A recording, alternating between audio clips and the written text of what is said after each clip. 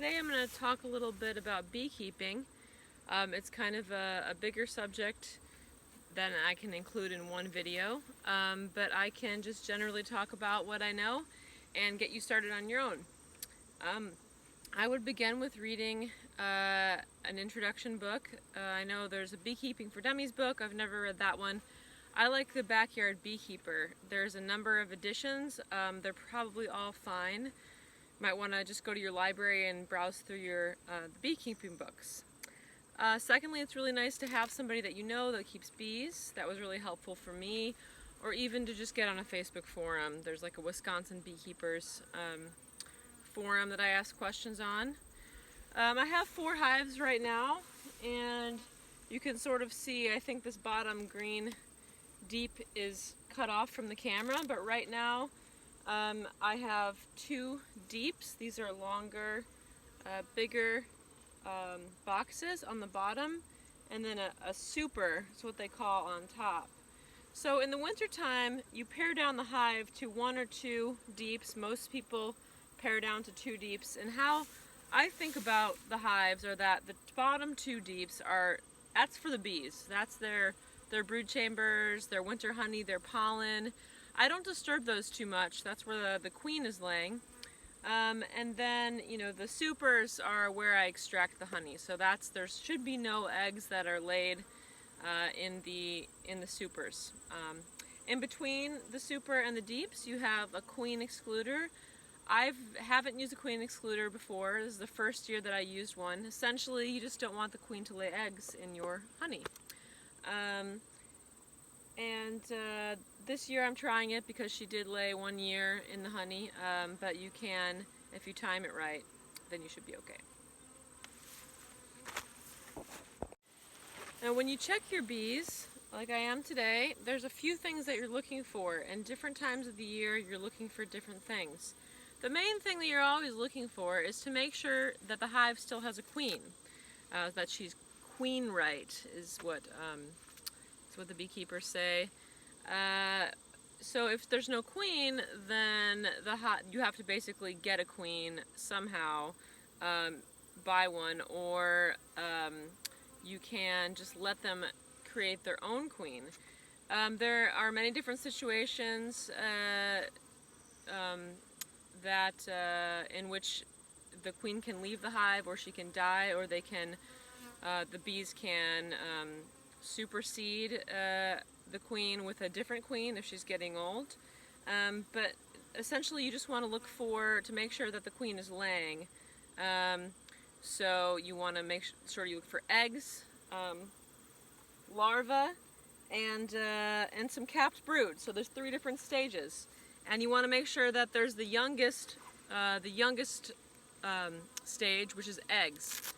So just make sure that you have eggs and you have a queen. Another way is to look for a queen physically, or you can just open the hive. Some people can just open the hive and tell if there's a queen or not, because the bees will be more or less aggressive.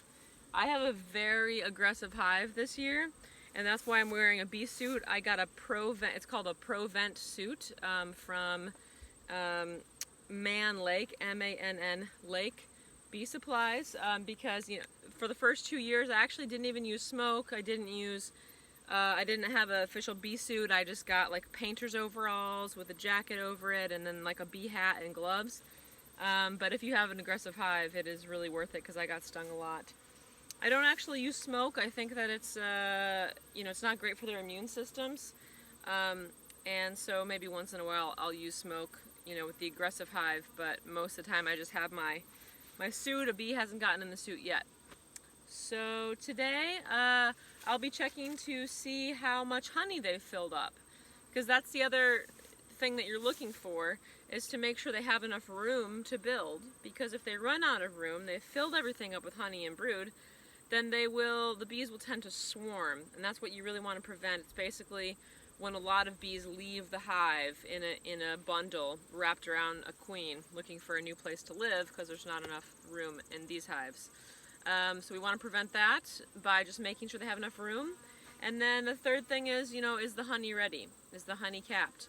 A general rule is you don't want to wait until the whole box, one of these boxes, is full to put the next one on, you want to wait till it's about 80% full of capped honey or honey and brood. So let's get started. Alright, I've got my hive tool. You will need that along with your bee suit.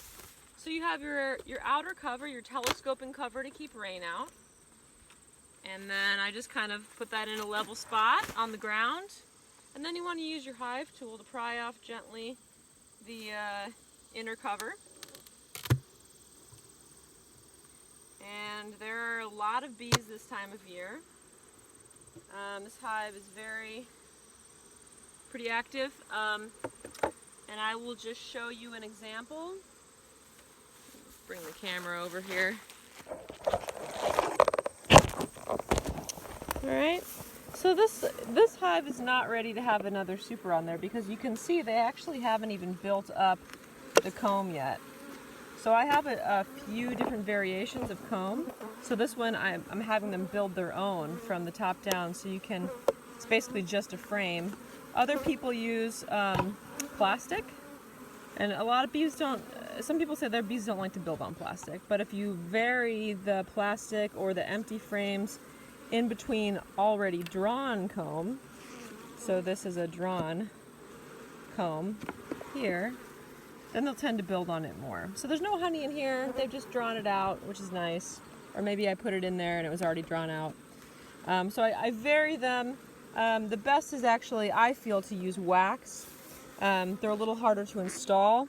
And then if you use foundationless frames, you can put fishing wire in between. There's some videos on how to do that, you can ask me. Maybe you can see it, maybe you can't. There's some fishing wire to hold the comb in place, because when you extract the honey, the comb may fly out if it's not secured.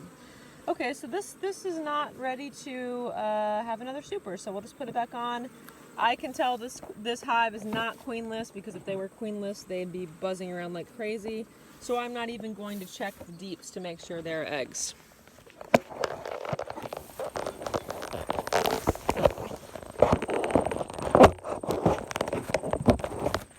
Alright, so what I'm going to do is, I don't know if you can see me, I think you can, is to slide this guy back on. So I use the bulldozer method. I just put it on the end and then I slide it, keeping contact the whole time, so that minimal bees are killed. The same thing usually with the telescoping cover, but I don't see any bees on here, so I think it's fine to just put it on. And then I put my bricks on to secure it from the wind.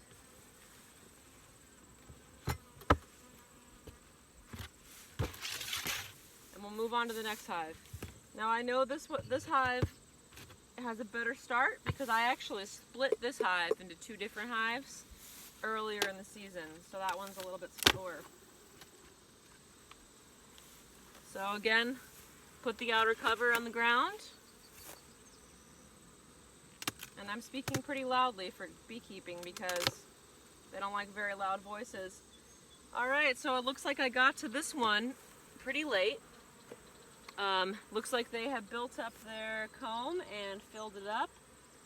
I'm going to take one out and see what it looks like. So there is a risk in this case of swarming because they've already filled up their comb and I didn't give them another box. So I'm just going to check and see if it's all capped. And if it is, then I'll check for signs of swarming. Alright, it's not all capped, so that's nice. So this is what it looks like when it's uncapped honey. They still have to dry it out.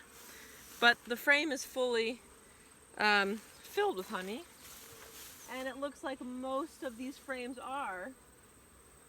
So I'm pretty sure they have a queen. I could check to see if they're swarming. I'm not going to.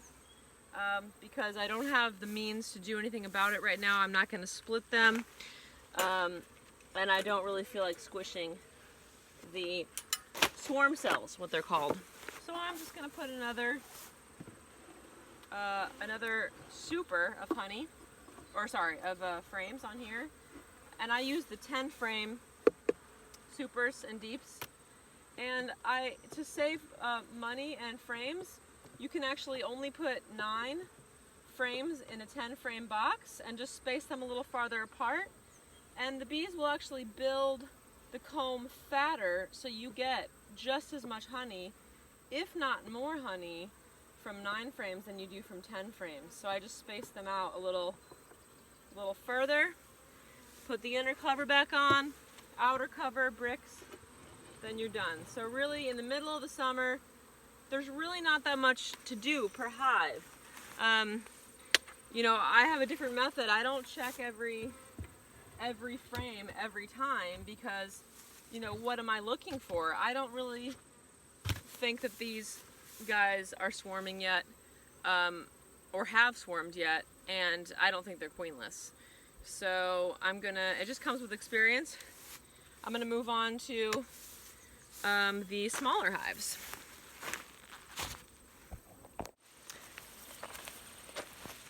I have a couple smaller hives over here. This one is a very aggressive hive, so I saved that one for last because I don't really want them chasing me around the entire time I'm checking my other bees. So I'm going to start with a very gentle, probably a little too gentle hive. They probably haven't even built in their second deep, which is that's a little worrisome, so maybe we'll check this one. There's basically no activity even in the second deep, so I'm going to actually take that off,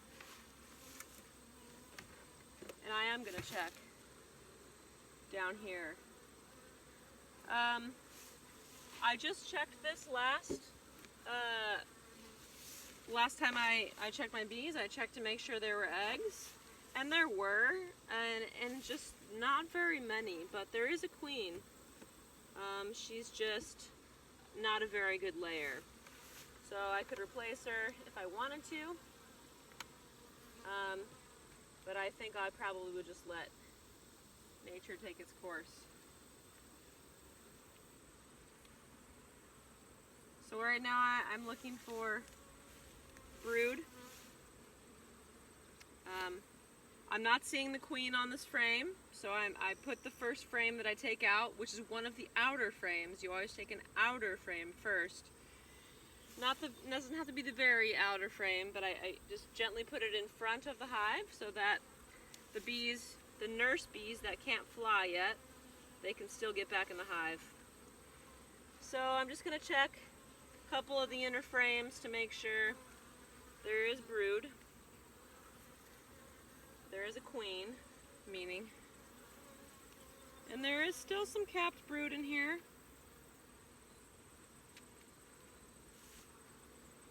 It's very sparse though.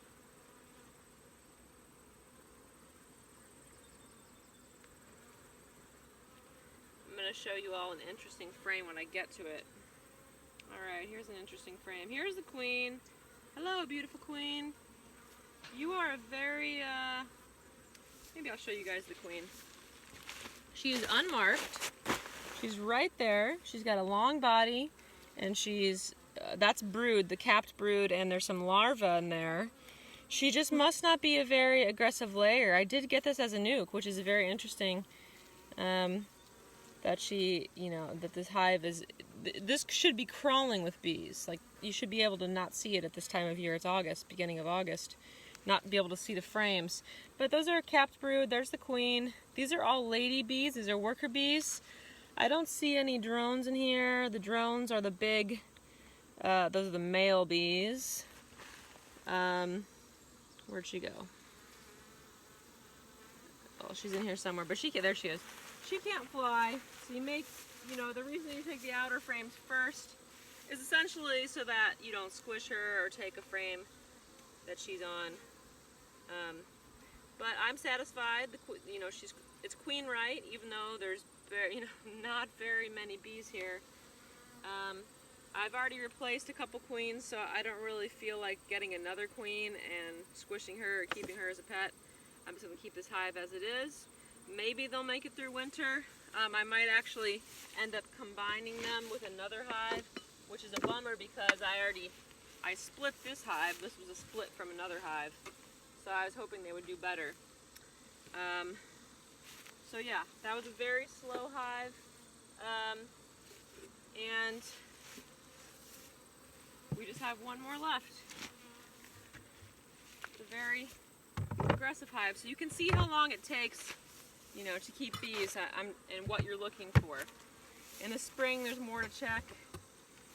Now, as soon as I take this off, they'll probably start swarming. You're at a good angle, you can see it. Yeah, a lot more noise coming from this hive. It looks like maybe I'll get you closer so you can see. Most of their frames are built up. They still have one or two of their frames are still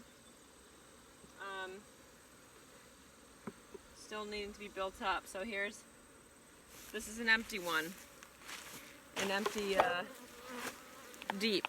So I'm just gonna let them keep building because they really need to fill that out. They have to have their own comb and honey before winter. So, you know, if you put another box on top, a lot of the times they'll tend to build upwards, which we don't want. So one trick that you can do, actually, because it looks like an outer frame is not filled in, you can replace an outer frame with an inner frame, and then put the inner frame, put the frame that's not built up. You can actually put that on the inside because they're more likely to build it if it's on the inside. Now here is a beautiful frame of honey. Some of it's capped, some of it's not capped. There's no eggs on here, so I'm not worried about a queen. So I'm actually going to take this guy and I'm going to put it on the outside. I would not recommend rearranging too much because the bees know what they're doing. But they tend to build vertically, and outer frames they can tend to leave empty. So I'm just going to guarantee here that they have a full outer frame, and they do on the other side as well, which is nice. And hopefully they will build up these frames here. Another trick, like I said before, don't put two empty frames next to each other because for whatever reason, you know, they fill in the gaps between frames. And you can see how these guys are buzzing around me. So yeah, the tools that you need are a suit, a hive tool, and the suit includes gloves and a hat, and then, or a hood in this case, I have a hood. And then you need the boxes, which you can build yourself over the winter time. You know, especially if you have carpentry experience, it'll be no big deal. But you can also buy them used on Craigslist or Marketplace for not that expensive.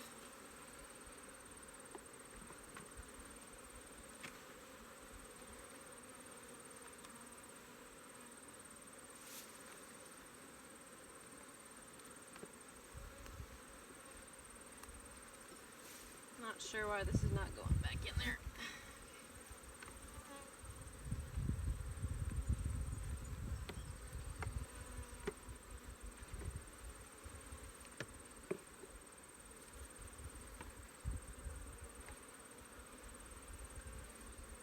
I want to mess with this hive as little as possible. And when you're setting up your hives, you notice, maybe you can't see, but mine are actually on cinder blocks off of the ground. And then on top of the cinder block I have treated wood going across a couple cinder blocks. So you don't have to put the hive on the cinder block. You basically put it on pieces of wood that are straddling the cinder blocks. And then you just need to make sure that the hives are level from left to right, and then front to back. Actually, you want to, let's look at the front of the hives here. So you want to actually have a slight tilt back to front, so leaning forward a bit, and the reason is because the water will come forward. So right now, you can see that they have no entrance reducers because it's very hot, and I always use screen bottom boards. Screen bottom boards give a lot more ventilation, and in the wintertime, you can actually slip a piece of cardboard in there through the back to fill up like underneath here, underneath the screen, and it will sort of keep the drafts in. Or you can use plexiglass or whatever you can cut to size, but you know, make sure it can breathe. So if you use something like plexiglass, you need to cut holes in it. Cardboard obviously will breathe. So that's about it today. It really didn't take me long, maybe 20 minutes to check. And then, you know, the last step is essentially to collect the honey. And when they're ready, I will do a video on that.